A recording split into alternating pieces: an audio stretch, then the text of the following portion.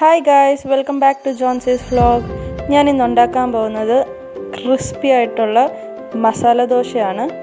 അപ്പം ഈ വീഡിയോ എല്ലാവരും ഫുൾ ആയിട്ട് കാണുക and please subscribe my channel. ഈ വീഡിയോ ഇഷ്ടപ്പെട്ടിട്ടുണ്ടെങ്കിൽ അപ്പം വീഡിയോയിലേക്ക് കടക്കാം. ആദ്യം നമുക്ക് പാനിലോട്ട് കുറച്ച് ഓയിൽ ഒഴിച്ചു കൊടുക്കാം. നമ്മളിപ്പോൾ ഉണ്ടാക്കാൻ പോകുന്നത് പൊട്ടാറ്റോ മസാലയാണ്. കടുക് ഇട്ട് കൊടുക്കാം. കുറച്ച് ഉഴുന്നും ഇട്ട് കൊടുക്കാം.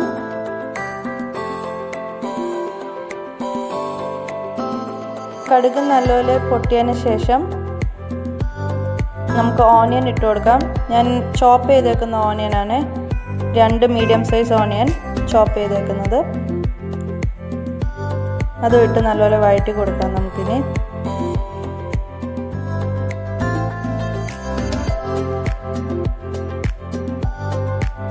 നല്ലപോലെ വഴറ്റാം. നമുക്ക് കുറച്ച് സോൾട്ട് ഇട്ട് കൊടുക്കാം. ഇനി വേപ്പില ഇട്ട് കൊടുക്കാം. നല്ല രീതിയിൽ വഴറ്റാം. നമുക്കിനി അതിലോട്ട് നമുക്ക് കുറച്ച് ഗാർലിക് ഇട്ട് കൊടുക്കാം. വെളുത്തുള്ളി 3-4 ഗാർലിക് മതി. പച്ചമുളക് കുഞ്ഞായി അരിഞ്ഞത്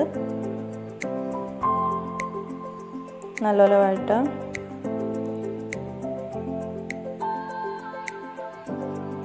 ഇതെല്ലാവരും ട്രൈ ചെയ്ത് നോക്കണേ.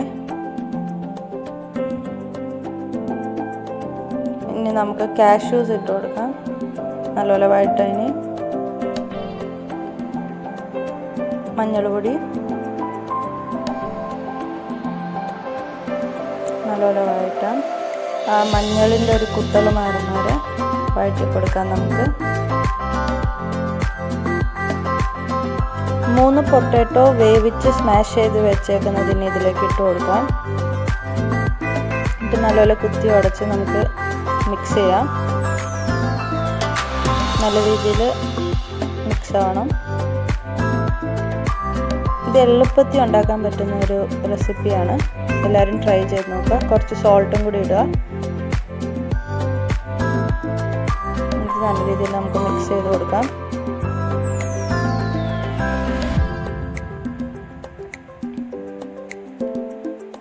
നമ്മുടെ ആവശ്യം നോക്കി സോൾട്ട് ഇടുക കേട്ടോ. കുറച്ച് മല്ലിയില ഇട്ട് കൊടുക്കാം. ഒരു പ്രത്യേകം ടേസ്റ്റ് വരും മല്ലിയില ഇടുമ്പോൾ. നമുക്ക് നല്ല രീതിയിൽ ഇത് മിക്സ് ചെയ്യാം.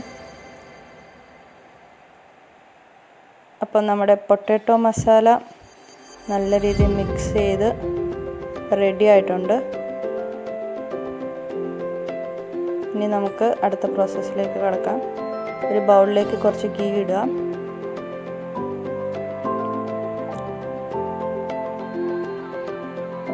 ഗീ ഇട്ട് ചില്ലി പൗഡർ ഇട്ട് കൊടുക്കാം. നല്ല രീതിയിൽ മിക്സ് ചെയ്ത് കൊടുക്കാം.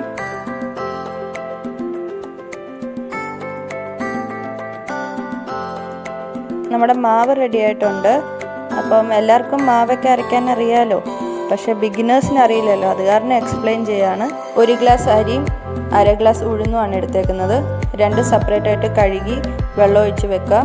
അരിയിലോട്ട് കുറച്ച് ഉലുവയിട്ട് ഒരു 6-7 മണിക്കൂർ അടച്ചു വെക്കാം. എന്നിട്ട് അരയ്ക്കുമ്പം ഇതിലോട്ട് 1 സ്പൂൺ ചോറും ഇട്ട് അരച്ചെടുക്കാം. ഇനി നമുക്ക് പാൻ ചൂടായിട്ടുണ്ടെങ്കിൽ അതിലോട്ട് നമുക്ക് ദോശമാവിട്ട് നല്ല രീതിയിൽ പരത്തിയെടുക്കാം. ഞാനൊരു കാര്യം പറയാൻ വിട്ടുപോയി. അപ്പോൾ അരച്ചു വെച്ചേക്കുന്ന ബാറ്റർ ഉണ്ടല്ലോ, അരിയും ഉഴുന്നും കൂടി ഇട്ടത്, അത് നമുക്കൊരു 5-6 മണിക്കൂർ സെറ്റാകാൻ വേണ്ടി വെക്കണം. അത് കഴിയുമ്പോൾ ദോശ ഉണ്ടാക്കാൻ പാടുള്ളേ. ഇപ്പോൾ ഏകദേശം ദോശ വെന്തിട്ടുണ്ട്. അപ്പം നമുക്ക് നേരത്തെ ഗീയും ചില്ലി പൗഡറും കൂടി ഇട്ട് വെച്ച മസാല നമുക്ക് ഈ ദോശയിലോട്ട് നല്ല രീതിയിൽ പുരട്ടി കൊടുക്കാം.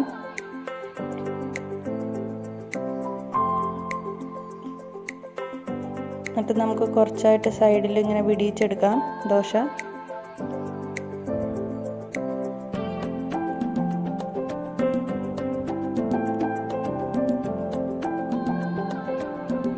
നല്ലപോലെ വെന്തിട്ടുണ്ട്. ഇപ്പം നമുക്ക് നമ്മൾ ചെയ്ത ഉരുളക്കിഴങ്ങ് മസാല വെച്ച് കൊടുക്കാം.